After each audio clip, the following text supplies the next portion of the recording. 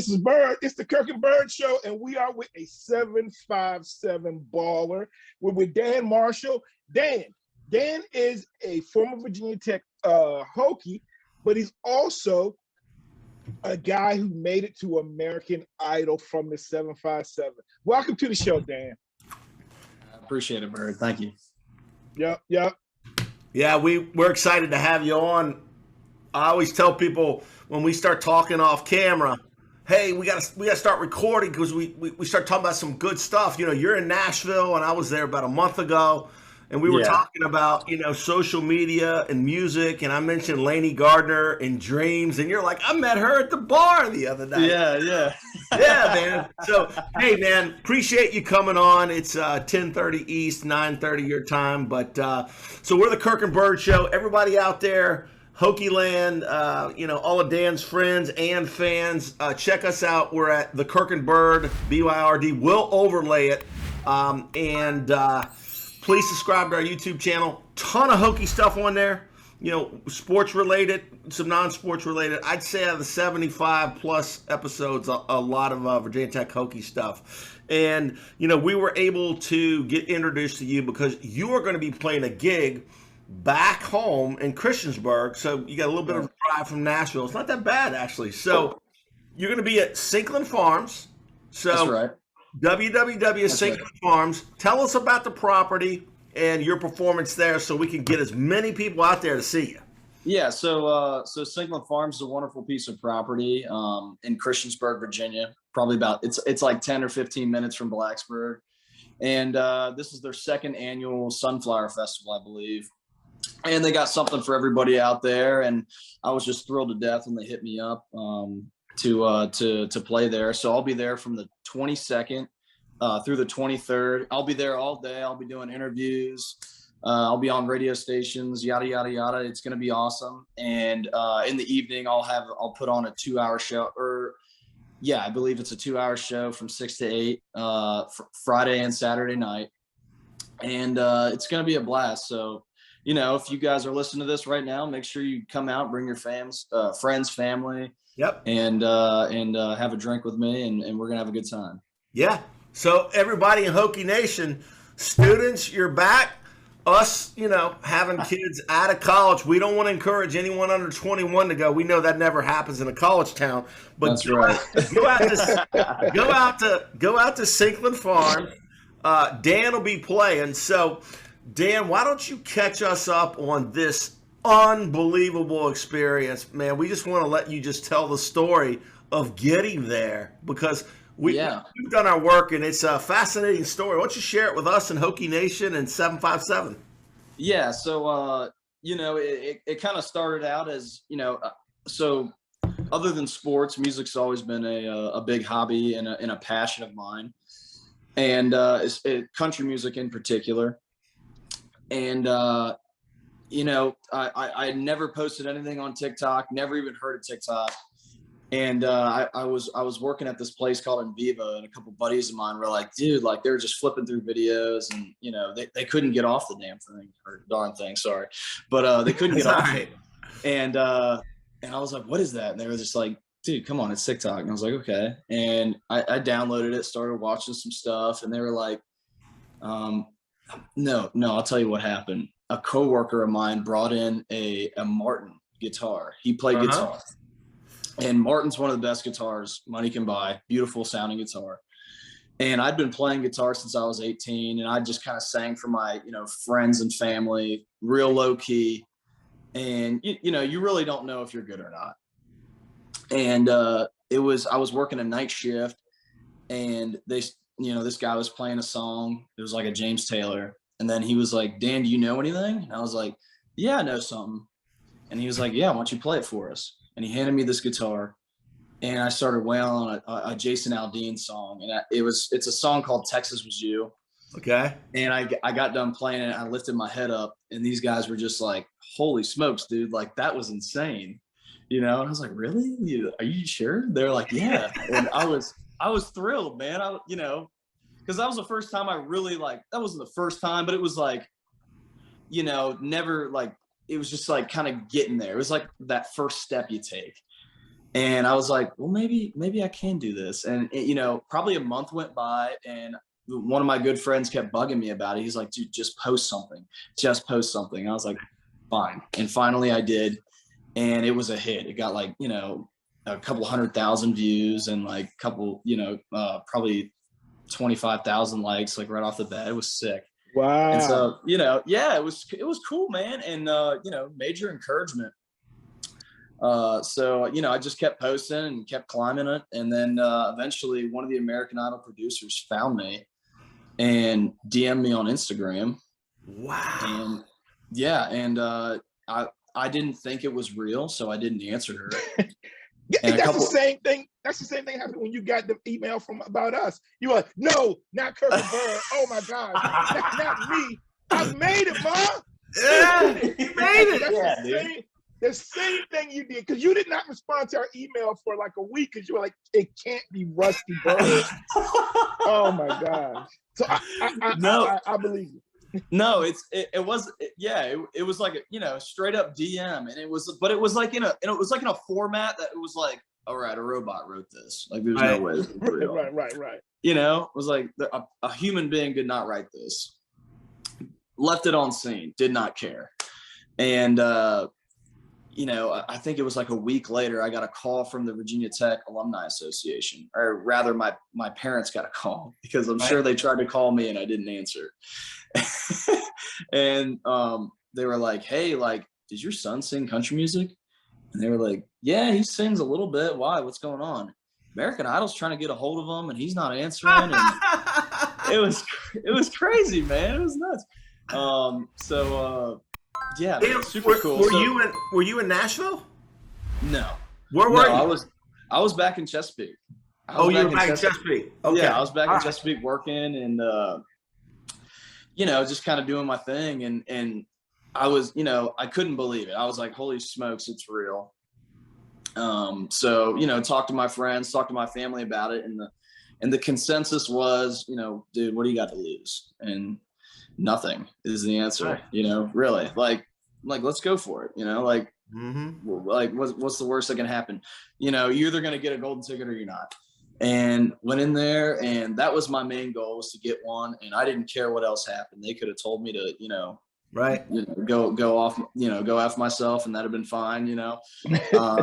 But you know, I gave it a shot and got that golden ticket, and it was just kind of like this overwhelming feeling of confidence, and like knowing that, you know, maybe this passion that I have, like, can actually take me somewhere.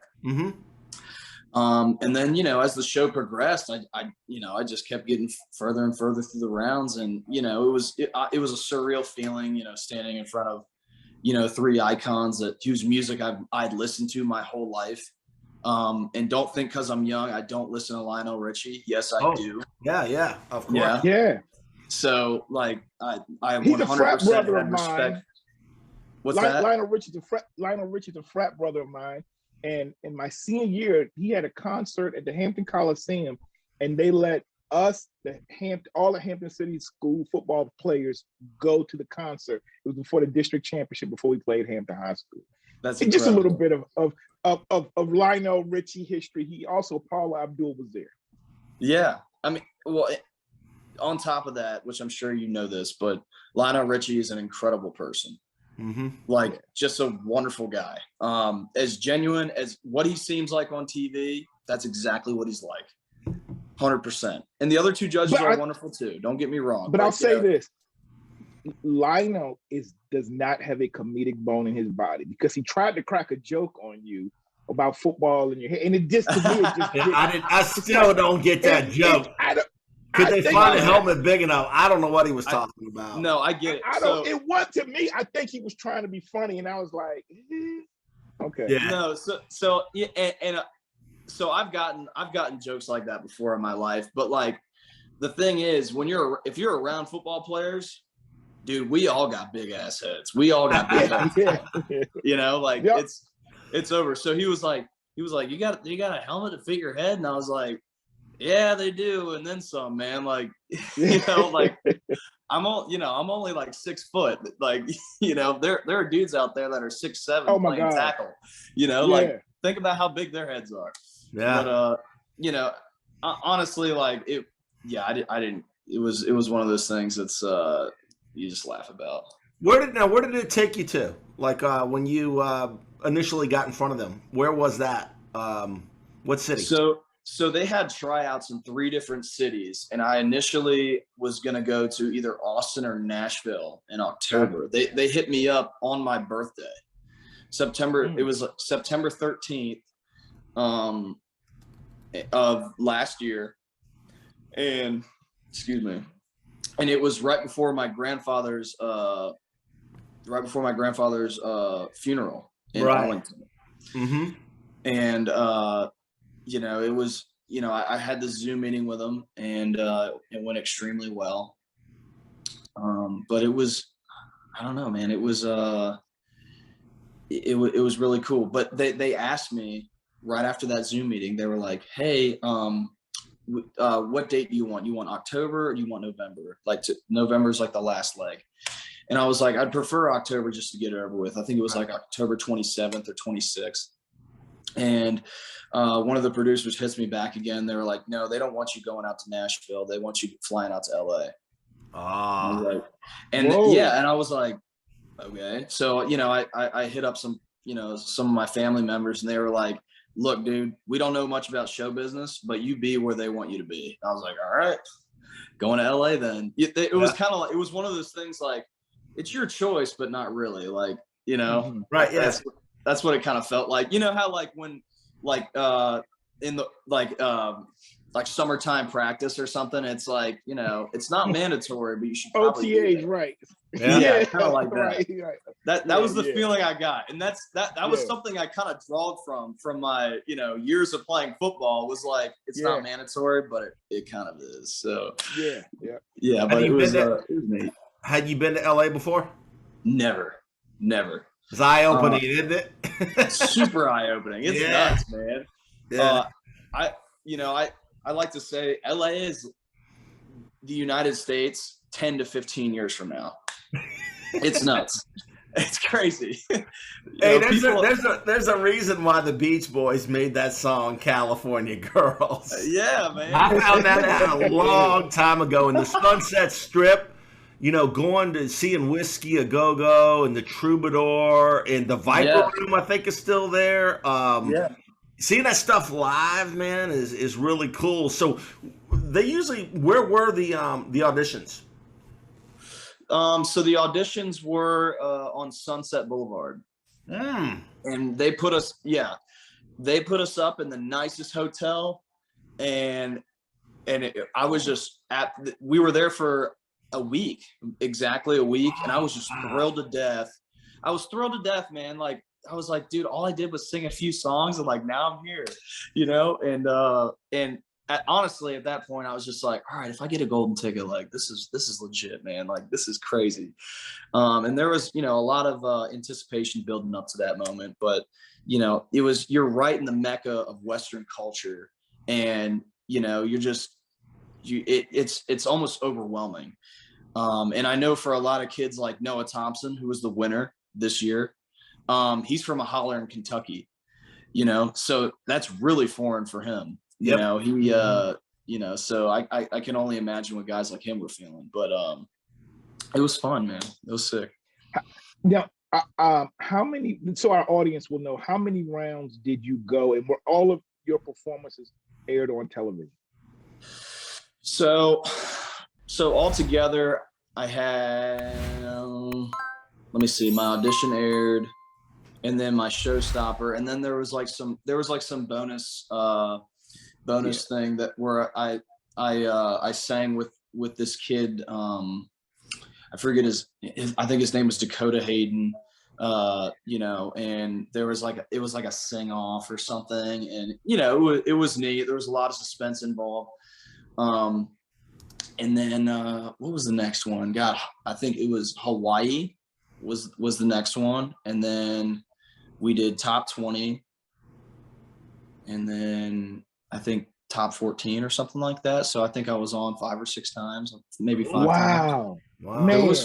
It was neat, man. Well, so Hollywood Week too is so there's 3 rounds during Hollywood Week. That's how they weed it off. So a lot of people that watch American Idol, they're like, hey, whatever happened to this person? Whatever happened to this person? It's like, they don't air you because everybody, there's, probably 160 people get a golden ticket, you know? Really?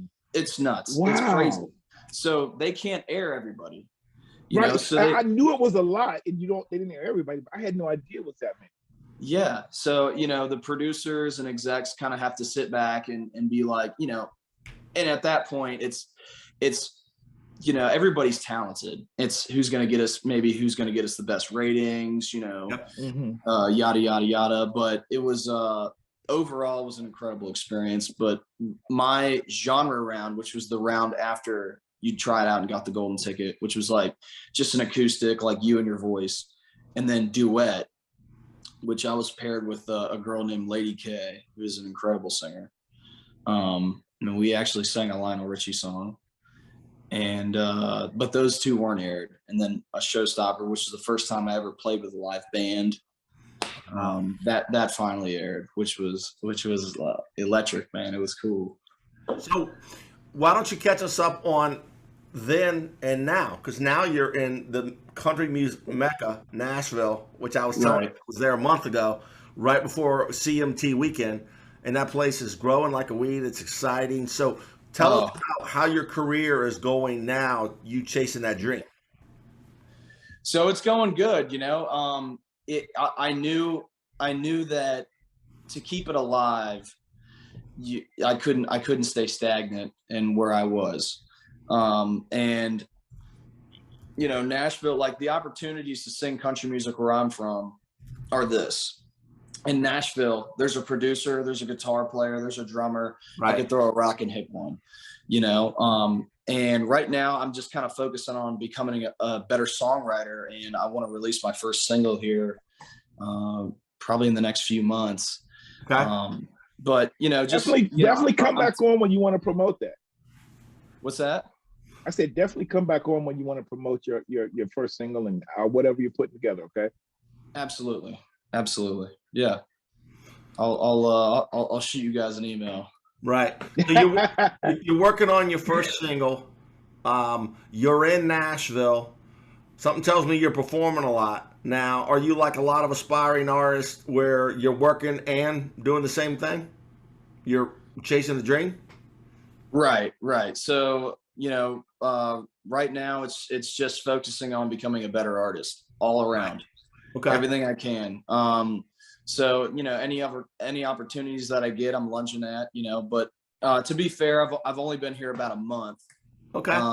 And I was gone. I was at a festival out in Kansas, and then I was at a winery. I was performing at a winery in California, and I came back, and one of my teammates, Jared Hewitt, had his bachelor party. And so, you know, I'm just starting now to, like, you know, meet up with songwriters and get some cool stuff going on.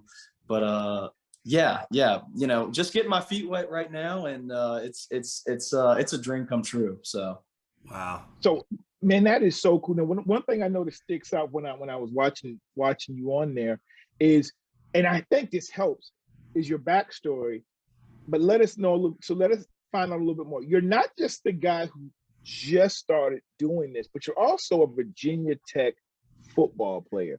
So that combination, you know, I think helps. That's a great story. So let our audience know a little bit about sports. Like, how did you get? How I heard a little bit of it. I saw a couple of things on you, and you kind of told your story about when you started off, and you told us a little bit offline. But tell us, like, how you started playing football. Did you play other sports? And where you kind of did some of that. Sure. So, you know, from the genesis of my love for football, it was me watching Amon Green run a football for the Green Bay Packers, and Mike Allstott, and then, you know, Brian Urlacher and Jerome Bettis and Brett Favre throw football. Like, those were my guys, man. You know, and it was just that was like what christened my love for it. And then, you know, I love football for, honestly, like, the violence of the game. I loved contact. I loved talking trash. You know, I love, you know, having fun with it. And, you know, growing up, it's just one of those things that just kind of clicks. And, you know, much like music, like any passion, you know, you don't know much about it, at the beginning, but you're like, I don't know what that is, but I like it. Like the first time you see a girl and you're like, yeah, you know? Right. So it was neat. But yeah, so I played at Western Branch High School for 3 years. And I was a quarterback for Greg Gibson, and you know we did a pretty good job. We ran a double wing offense, and I was more of a running back, fullback, quarterback kind of guy. You know, I was always kind of a bigger dude, and but you know I always loved it, man. I always loved to have the ball in my hands, man. Always loved running it and throwing and stuff. But you know, 3 years went by, and Lou Johnson, who was Western Branch's old coach, you know, was pinging on me. I was like, hey, you know, come on over. You can play linebacker. You can, you know, do whatever, you know, play quarterback, yada, yada, yada. And I was like, sure, let's do it. And, you know, transferred over, and, you know, like I said offline, it was nothing short of a fairy tale season, man. It was amazing. We won a state championship, made some wonderful friends, and you know, friends who I'm still in contact with today. Like, you know, a couple of guys, you know, just called me yesterday. You know, we caught up for about 30 minutes, you know, like, and that was 6 years ago, you know. And I'm sure you guys can pull from the same experiences from high school, guys you have to talk to. Well, the thing I would say is, for our audience out there, like, and the people in that area know, like, if you're playing football in the 757, all right, at Western Branch, and that means you're going up against Oscar Smith and those teams from that side. I mean, Ocean Lakes. You're playing, like, you're a baller. Like, you can play anywhere in the country. So you gotta be, if you're the man at those, like, you got nothing but mad respect. So yeah, so, for y'all that don't know, he's a baller. And so then you took those talents to Virginia Tech. Tell us about that. It was cool. You know, I definitely played against ballers, man. I don't know if I was like, you know, it was, you know, I like to think of myself as, you know, kind of outside of the ordinary when it came to the game. But man, we were playing against Josh Sweats, Tavante Beckett's, oh my God, who's the 3 technique that went to Bethel? Ricky Walker. Jeremiah. Ricky Walker. Ricky Walker. Ricky Walker. Okay, yeah. Ricky Walker. You know, all friends of mine. Like, we had so many ballers that come from there. You know, and you mentioned you went to Bethel High School, and I was like, oh man, like, yes, Rick, let's go. So, did y'all actually play Bethel? We did. My sophomore year, I was a quarterback for Western Branch, and I remember, was Jeremiah playing for Bethel back then? The linebacker, they just went to Notre Dame, and now he's with Cleveland. What year was he? He graduated 5 years ago. 6 years ago. About 5 or 6 years ago. Yeah. But you know, the thing is, he was a great player, and he went to Notre Dame, but I don't think it was a household name necessarily always at Bethel. But no, you probably, I mean, first round pick, great player, you know. Kind of like anyway, James Anderson, almost like a James Anderson, like just a solid player. Yep. But maybe not necessarily a household name. I see what you mean. Was he Western Branch? Dan, was he Western Branch? Ooh, no, he was Deep Creek. Yeah, Deep Creek had 3 come that year. They had, but Deep Creek and Western Branch were Virginia Tech pipelines. I don't know how we ever let Dre Bly get away in the 90s, but he's at North Carolina now, and they're doing real well down there. But yeah, well, you know, it's honestly, like, I wish we didn't either. But you know, Dre, honestly, like, you know, people come and go on coaching staffs and on teams all the time. Dre Bly could literally show up tomorrow, and Virginia Tech would welcome him. So, oh yeah. So, tell us about Blacksburg. I mean, we were talking off camera. You went to Key West your senior year, so did I. Yeah. It was like an 18-hour drive. But Tell us about your time there. I know you roomed with some football players, some fraternity brothers of mine, and you loved it like almost everybody loves it there.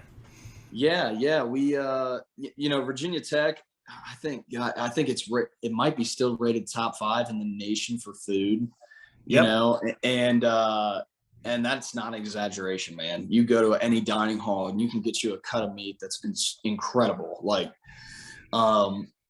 but yeah, a lot of fun. It was playing sports. I'm thankful I did play football, and I'm really thankful that I was surrounded by like-minded individuals, highly competitive, kind of alpha dudes who were, we were all in it together, man. Mm-hmm. And honestly, I think without football, I don't know if I would have graduated, because we had mandatory study hall, and we had to have our heads screwed on straight.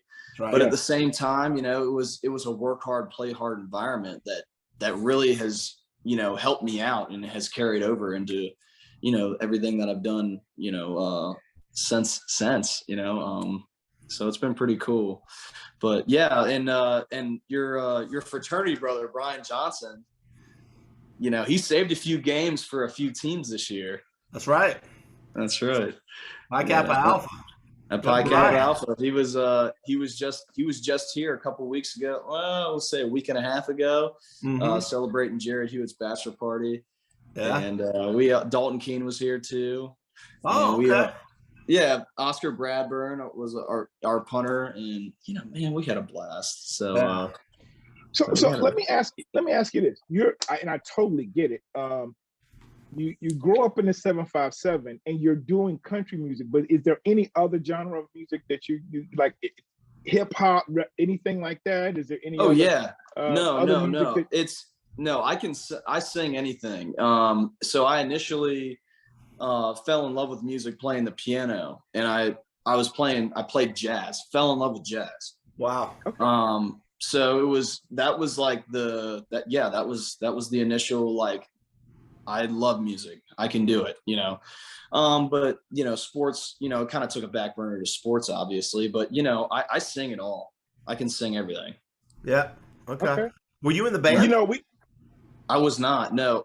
I mean, I don't know. Bands kind of like trumpet, clarinet, flute, like big drums, that kind of thing. And I'm more guitars. There's not really too much room. Right. So, we've had other great musicians from the 757. Bruce Hornsby. I don't know if you've ever heard of him. I know he's a lot older. I have. Yeah. He was a great athlete too. He played basketball at Blair High School out of Williamsburg, and I heard he had crazy skills on the court, and he still likes. I remember seeing a video of him talking, but he played Allen Iverson a couple of times back in the 90s. So, I'm sure that didn't turn out too well. I think they had a little side bet, and he might have won either a shot or one part of the game. And then, of course, we got whole Missy Elliott and Pharrell Williams. Pharrell Williams. Did you know Pearl Bailey is from Newport News? I did not. And is it Ella Fitzgerald? Is she Newport News? Or am I getting? I think so. Yeah, I think so. Ella Fitzgerald, Pearl Bailey, Newport News. It's pretty amazing the talent that's out of there. There've been some other artists. So I mean, well, that's one of the things that, like, honestly, man, like the 7-5's got it going on in all aspects. Seriously. Oh yeah. Great culture, great music. Great athletics, great academics. So, it stems from just being a melting pot, and it's wonderful to claim that area. Right. We talked about that the other day, because you have the military, you have people from all over bringing stuff there, but we still have our own flavor. And then people take that and then they go back out. That's exact. You hit it right on the head. Exactly. It kind of has its own flavor, and then families like mine, kind of settle down there, and we dip our ice cream cone in, and then we come to Nashville.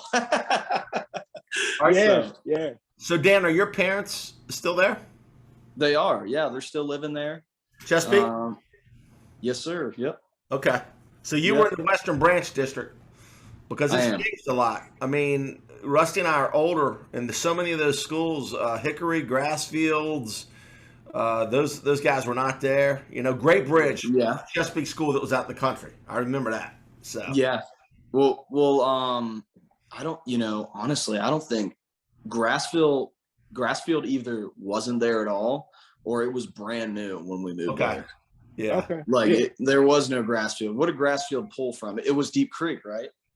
It was Deep. I think you're asking the wrong guys, man. We're too long. It's so many teams on the other side that, like, that's the one thing, and that's why I'll say, like, for years, the peninsula dominated football, not just in the 757 area, but the whole state. But we haven't really grown in terms of population and or new schools. Whereas over there, I mean, I hear about Ocean Lakes, Grass, all these schools. Lansdowne, like they didn't exist.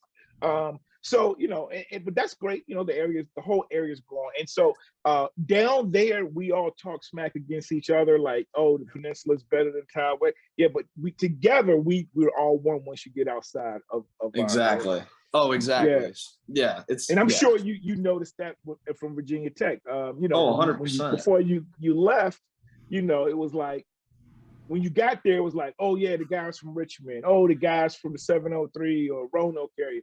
You talk smack, but then, hey, no, we're here. We Hokies together. So that's good stuff. Yeah. Well, if you want to take it a step further, it's ACC. Like, if my school doesn't make it past anything, like, I don't know, man. Like, I'm cheering ACC every time. Yes, sir. I might have some teammates disagree with me, but that's just no.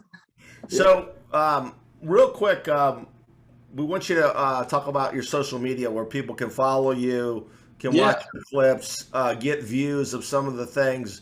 We'll overlay those for everybody out there, your fans, everybody, Virginia Tech, Hokie Nation, the 757. Go ahead and start with whatever you want, either your Instagram or your TikTok. We know you're big on TikTok, so go ahead. So let me pull up my Instagram. My Instagram is Dan Marshall Official. Okay. And my TikTok should be the same. At Dan Marshall Official. Easy enough. Sir. All right, that's TikTok and Instagram. Anything else? And then my Twitter is _ Dan Marshall. Okay. We'll pull all that on you. So if you look at the screen right now, we're going to overlay that the way you're looking at the screen to your left. Okay.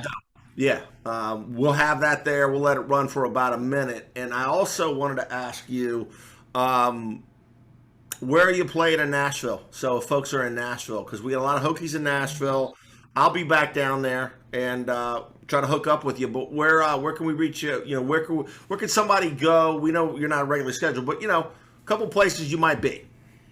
So maybe Old Reds or Whiskey Row. I'm right now but those are kind of the Broadway. There's two sides to Nashville, which is right. I'm just starting to figure out now, but Broadway is more of the touristy side. So people come in and they want to hear hit songs, whether it be rock or country. And, just being one of those guys is, it's more along the well-paying side, but I don't think that you necessarily get discovered as well there. Right. And then the other side of Nashville is, if you're playing at like Whiskey Jam or, other they're called writers rounds where you get to go and play original songs. Right. But if you follow me on my socials, I always keep them updated with any shows that I'm playing. Okay. And any songs that I'm currently writing that I deem reviewable by my fans and by the public in general. Right. I encourage anybody watching this to follow me and to make sure you stay updated. So for our demographic is older, and you're going to help because I'll tell you right now, Dan. We look at the analytics, and you were talking about all the algorithms, but we're going to get a lot more from Instagram like you young guys, we'll get a lot more feeds because we're talking to, and we want younger folks on here, and we want more female guests. We've been working on that. But so one of the things is make sure you follow Dan. We've overlaid that, and cheer him on, because the bottom line is that the sky's the limit. You're a young, talented guy. You've got a lot of charisma. You got a lot of talent. And there are 2 words I want you to remember. Well, 2 and 2. One is called will call. All right? Okay. Will call for your buddy Kirk and Rusty Byrd. Rusty Byrd. Right there. All right? Will call. That's what we want. Yeah. Don't forget us when you blow up. I mean, you've already blown up, but when you really, really up there. I see what you mean. Yeah. Don't forget the little people. So we always. Yeah, Rusty, real quick, I apologize. I mean to interrupt you. No, you're good. We like to get into kind of fun, just we're all dudes, man. We're all in this tribe called being dudes, and we went to college, and Rusty and I have had some hilarious talks about the difference between a white fraternity party and a black fraternity party, because we've ridden in the car so much. But before we do that, I just want to tell everybody to make sure they follow Dan on social media. And again, please follow us, the Kirk and Byrd Show, on YouTube. If you Google us, we're on Audible, we're on Spotify, we have little problems with Apple, and we'll put our Instagram and our TikTok and all that out there. So, Rusty, go ahead. Now it's time to hang out and talk some stuff. We were talking 19-hour drive to Key West. All right, Dan the man, come on, bro. Like we like, look, the cameras are off. It's just us. All right. Let's pretend like the cameras are off. All right. Okay. Yo, all right. I want to know a little bit more about you, and the people out there want to know. So we're gonna just do some basic things, bro. All right. First off, what do you have a favorite movie? And it doesn't have to be a sports movie or a music movie, but if you do, what's one of your favorite movies of all time? If you're flipping through the channels, you'll stop on it every time. And I know you're busy now, but do you have any shows you like to stream on Netflix or anything? Tell us about that. So I got a couple favorite movies. One of them being 300. I don't know if you've ever seen that. Yeah. Dude, man, growing up, movie. So that movie came out in like 2007 or 8. So I was playing like rec football. I had like a plastic face mask. I looked goofy, but it didn't matter. Every game I was watching 300, and that lasted up until pretty much college, and then you had to like pay attention during film. But yeah, I'd say either 300 or Tombstone, which is a Western. One of my favorite Westerns. That I just, cool mustaches and, being a badass. That's like, right up my alley. I can't. Okay. Now I know. Okay, I'm gonna let you go on, even with anything else was streaming on. But let me ask you this, and I just thought about it. Have you ever seen A Star Is Born? Yes, I have. Okay. I'm thinking about that movie now and you, and so that's a great movie. Yeah, Bradley Cooper. Bradley Cooper and Lady Gaga, I think. Right? I haven't seen it yet. I saw the. It's good, one. Man. It's good. Streisand and Christopherson. You're old, Kirk. I saw the later one. I heard it was really good, man. I heard it was really good. It was very good. Very good. It's good, man. What was your first concert? Hold on. So they've done this movie a few times. So when they do the 2040 version, you'll be the old star then. Okay. Hopefully. God willing, right? All right. So now, okay, anything you streaming on TV? Because for us, I could tell you, when COVID hit, I didn't have a lot of time prior to, but when COVID hit, I was like Tiger King. I watched all the Last Chance U's. Yep. Yep. I'm all over it. So, God, whenever I find a good show, I binge it pretty hard. The first one was Game of Thrones when COVID was really new. Like, I was cutting through it pretty hard. And then Tiger King is so funny. I couldn't watch it. Oh man, it's like I thought it was like when I first watched that, I thought it was like a serious documentary, and then like it just got so ridiculous. So that was awesome. But recently I've been watching. There's a show on Amazon Prime. It's called The Terminal List. The Terminal List. Yeah. I gotta get that, man. I just finished that, dog. It's so good. I haven't finished it yet. Wow. I think it's like maybe 8 or 10 episodes, but I just finished that the other day. I binged it. I was like, I would go to sleep at night and be like 3 episodes played through, and I fell asleep. I had to go back. The Terminal List. Yeah, dog. The same thing happened to me. Oh, it's so good. I'm so glad you rescued me. I don't know why I keep forgetting the name of that show, man, but thank you. Yeah, The Terminal List, incredible. So what about if you hit shuffle on your if you like that, hold on. Well, Kirk, I'm sorry. If you like that, you got to watch Reacher. Watch Reacher. Oh yeah. Okay. Reacher. Watch that one. It's based on the Tom Cruise movies where there were books, but it's much better. If you like Tom, you will love Reacher too. Okay. Just putting that out. I'm all over it then. Yeah, for sure gonna be binging that. I got 1 episode left, and then I'm on Reacher. Okay. Have you experienced The Wire? No, I don't think so. Is that on what's that HBO? on? HBO. Your life will never be the same. It's the best. No. HBO. See, to me, HBO's like that's bougie television. You know, like, I love HBO, and the only reason why I had some free trial. Totally illegal website that I got to watch. Free trial, man. Just don't let them get the free trial. But I always forget. No, don't forget, man. You just save your money. It's only $10 a month. What he's saying is he gets the free trial, forgets to watch it, and they're charging them for the next. No, I know how to do that stuff, man. I mark it down and then I cancel. They don't get my credit card. But yeah. So getting back, this is gonna be interesting with you going down the country music, but growing up in Chesapeake, you're in the 757. What are we gonna hear on your spot? I do Spotify, so if we just hit. I've got thousands of songs that I can hit random.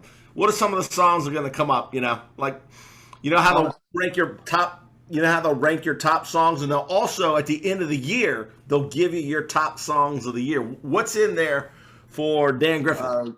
Oh gosh. I'm definitely kind of early 2000s, 90s, but lately I've and country music, and I understand. Country music's one of those genres where you either love it or you hate it. So I get it if you don't know who this guy is, but his name is Hardy, and he was number 1 on my listeners for this year. He's not necessarily my style, but he's probably the most clever lyricist in Nashville. And I'm willing to stand on the table and debate anybody for that. But he's an incredible artist. And then honestly, your classics: George Strait, Garth Brooks, a little bit of Mark Chestnut, Keith Urban's, all the stuff that I grew up with that was on the radio, and just kind of helped me grow into this love for country music that I have today. And even some of the outlaw stuff, the Zach Bryans and oh God, what's his name? From Kentucky. God, I can't remember. What about rock and roll, like classic rock from your father? Yeah, so my dad was he was Leonard Skinner and Led Zeppelin, AC/DC. How old's your dad? Rolling Stones. My dad's 62. Okay. Yep. Yeah. So yep. Yeah. 70s. So he's all rock and roll. And, yeah. Marshall the Tucker Brothers. Allman Brothers. Yep. Now, what about hip hop? That's our favorite genre because we grew up in the 80s when it was coming out with Run DMC, Beastie Boys, LL Cool J, all those acts. So that's what we grew up to. So honestly, like when it comes to hip hop, never really had it out for the Beastie Boys.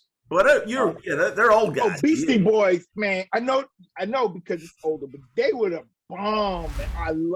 I know they were album, but even I know, but like when I was a kid, and like I didn't know what music was. I just like, unless I was like doing bicep curls, like I didn't care for it. Yeah. I don't know why to this day, but oh god, what's DMX? Yep. DMX.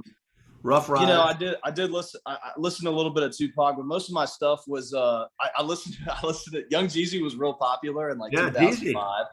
Yeah. So and well, both my brothers were like in high school. They're a little bit older than I am. Right. So my oldest brother had come home from practice in high school, and he'd be playing some Young Jeezy, and so I know a lot of his music, Lil Wayne, Drake, like all the kind of the mainstream guys, but honestly, if you asked me to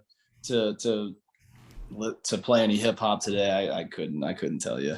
I just do me a favor. Do me a favor. License to Ill, okay? They're one of the greatest rap and just music albums, because they include rap and rock and roll together, bro. You like 1987. I had my tape. Didn't have the CD. I put my tape in the cassette and just let it roll, bro. Yeah. Just listen to License to Ill. You can, and my kids grew up on License to Ill. Yeah, I got a 16, 17, and a 19-year-old, and they know, hey, Brass, I don't even know what it was, but Brass Monkey, all that. So just check it out. Yeah. All right. Yeah, I'll check it out. So we're gonna wrap this up pretty soon here. This has been awesome, Dan. I appreciate it. You've been a great guest. You got that. I can tell that hometown flavor. You can talk. You can ball. You can do sports. You can do music. But so a little bit more. One or two more questions. So now, the first question is, I'm going to tell you what they both are, because we ask everybody this. Yep. Who is in your phone? Who is the coolest person that you can text and they'll hit you back? Now, it may not be from music, it may not be from sports, but is there anybody that, and we don't have to have heard from them. We don't have to have heard of them, but who's the coolest person you could text and they'll hit you back? And then if you won $5 billion, not million, $5 billion, what would you do with it? He might make that one day. So, but the text. Who would we find like interesting? And it could be, I know the drummer of the Foo Fighters, something like that, or it could be sports. I mean, we've had Deion Sanders. We've had a few really cool ones. Probably honestly, like, the coolest person right now is this year's winner of American Idol. He's oh wow, yeah. So that's the kid from Kentucky. The kid from Kentucky. What's his name? Noah Thompson. All right, I'm gonna look him up because look him up, man. He's a cool dude. My mom's side is from Wise, Virginia, that borders Kentucky, which is a holler. So I want to figure out where he's from. So I'll look him up. Look him up. He's a humble guy and extremely talented person. So you got $5 billion. Besides getting, one day we're going to build a new stadium. You'll get the naming rights to that. You'll name it. Sure. Yeah. Beamer Griffin Stadium. But what would you do with $5 billion? This is always a fun one. At first, I didn't like this question, Rusty, but I think it's a great one. $5 billion. No taxes. No, no taxes. $5 billion is after taxes. Yeah, gas prices are high, so we don't need taxes on that. Oh gosh. Well, I think I'd probably buy a nice house like on the peninsula of Virginia or like in the mountains somewhere, and take just take time with my family, and probably tell them they don't got to worry about anything anymore. And, because money's one less thing to worry about, not that we do, but it's always something that, you keep in mind. A lot of people go to work every day and, they don't necessarily want to go to work, to do the things that they love. But the reason why they go is for money. Right. So that's kind of the first thing. And then obviously but I would, I'd give a lot of it to I'm a Methodist, so I'd give a lot of it to the Methodist Church. You know, I'd do a lot of outreach stuff. You know, try to make a difference, and just make sure that, you know, that people that come after me have their head screwed on straight to do the same. But you know, That's I think, stuff, man. yeah, man, I'm that's crazy, because normally when the question's asked, it's like, what would you do with $1 million? And it's like, well, we got $1 million. $1 million? You can buy a 2-bedroom condo in Northern Virginia, man. Yeah. Well, Hey, I'm also buying a place in Key West. So There you look, go. I was getting ready to say the reason we say $5 billion, because clearly you're a younger dude. Because you said, and everything you said was great. You know, so if I'm the Methodist Church, I just got $500 million, because if you give them 10%, they're happy right now. That's your tithe. That's your tithe. Okay, so that's great. But you answered the question kind of like it was $6 million. Bro, I said $5 billion. You just you put a dome over Virginia Tech Stadium, okay, a retractable dome. No. You can, I'm helping him. You just funded the Kirk and Byrd dome. No, you just funded the Kirk and Byrd Show. All right, so we have we're on TV and we got planes and all that. So anyway, you start your own production company, and then you give other people a chance. There you go, man. And the label. You get it, and you get into movies. There you go. Yeah. Well, yeah. You're right. You've thought about it a lot longer than I have. We worked a little longer. We worked a little longer. The one thing I will say, Dan, you're going to appreciate this in your line of work. And Kid Rock said this. And by the way, he lives in Nashville. Is this, man, being my size, about 6'2", 6'3", and, you know, I used to be a lot slimmer, but getting in and out of planes, I don't care about first class. Man, I am going to buy me a nice airplane if I have that kind of money. Now, the houses, mountains, beach, etc., foundation, all that. But I tell you, the airplane, Kid Rock was like, that's the first thing he bought. And then Warren Buffett, you know, uber billionaire, said he lives in the same house he bought in 1955. But he said the one thing is, I got to have a plane. So there you go. A plane to go to all your concerts. For sure. All right. Oh, yeah. My plane's going to be nuts. There you go. Yeah. All right. Well, look, Dan, you have been the man. So I appreciate you coming on the show. I know our audience is going to love this, but you really, bro, we are happy for you. We'll be praying for your continued success. You definitely have your head on right. And no, not just 757, you're also a Hokie and you're a baller. So thank you for joining us, man. And good luck with the weekend at Sinklin? Yeah, at Sinklin Farms. We'll put that back on there. Our man Curtis. We're going to promote that. We want everybody to come out there and see you play and follow you. And you know, I wish I could make it down there. But I would say this. You don't know where this is going to go. You know what I mean? This could be, you know, everybody else started off like this. And I would say this. Enjoy it, but keep your feet on the ground. Because in music, we have seen a lot of folks blow up. And that's when the fun starts. When everybody's singing your songs and those kind of things. So enjoy the journey, man. We are, like I said, just keep in mind, we'll call. Let's go Hokies. And hopefully we'll see you in Blacksburg this fall. We'll link up. Sir. Because now we'll have you in our phone. And you know, we can say that Dan Griffin, you know, mega country superstar. Yeah. Hey. We can text him. God willing, guys. Hey, thank you guys so much for having me on. It's been wonderful. All right, Dan. God bless you, man. Go Hokies. Thank you, guys. Right, go Hokies. Let's go. Good stuff, man.